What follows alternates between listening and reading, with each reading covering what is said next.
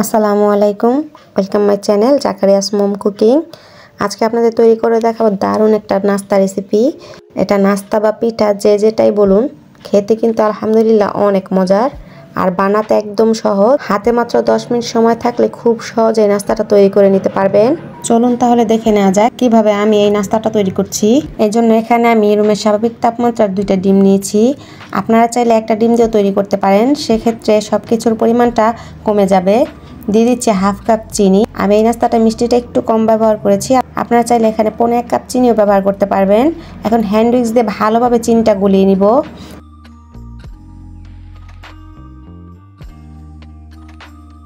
চিনিটা ভালোভাবে গলিয়ে নেওয়া হয়ে গেছে, এখন হ্যান্ড উইক্সটা সরিয়ে নিচ্ছি।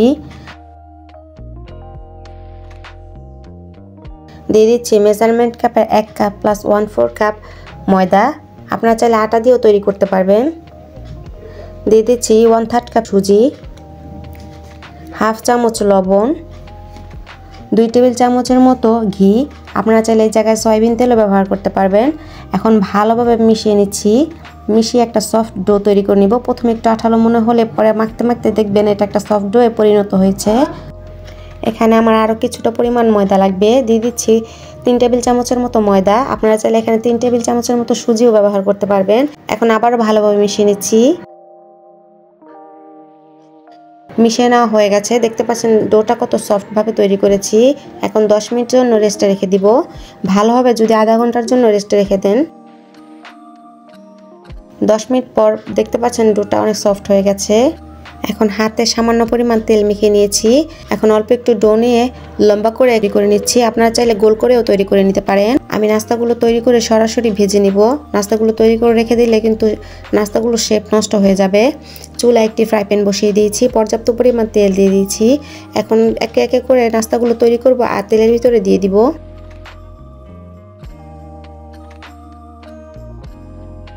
দিয়ে দেওয়া হয়ে গেছে। এখন কিছুক্ষণ অপেক্ষা করলে দেখবেন নাস্তাগুলো নিজে থেকে তেলের উপরে ভেসে উঠছে আর সাইজে প্রায় অনেকটা বড় হয়ে গেছে।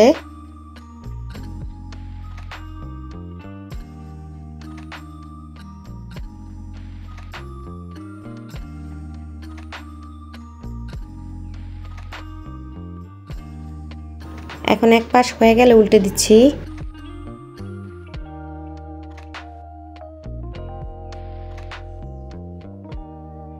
এখন আবারও এক পাশ হয়ে গেলে উল্টে দিচ্ছি। নাস্তাগুলো একেবারে ব্রাউন কালার করে না ভেজে 2 থেকে 3 বার উল্টে পাল্টে ভেজে নিলে নাস্তাগুলো অনেক ক্রিস্পি হবে। ভেজে নেওয়া হয়ে গেছে, এখন সবগুলো নাস্তা উঠিয়ে নিচ্ছি।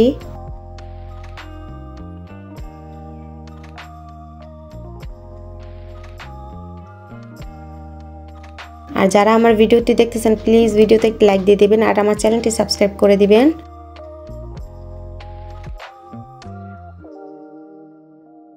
এখন বাকি যেগুলো আছে সেগুলো ভেজে নিব। তৈরি হয়ে গেল আমার দারুণ মজার নাস্তা বা পিঠা। খুব সহজে হাতে মাত্র 10 মিনিট সময় থাকলে তৈরি করে নেওয়া যায়। মেহমান আপ্যায়নে বা বিকেলে চায়ের সাথে খেতে কিন্তু আলহামদুলিল্লাহ অনেক ভালো লাগে। আমি আপনাদের একটা ভেঙে দেখিয়ে দিচ্ছি। দেখতে পাচ্ছেন নাস্তাটা কতটা পারফেক্ট হয়েছে।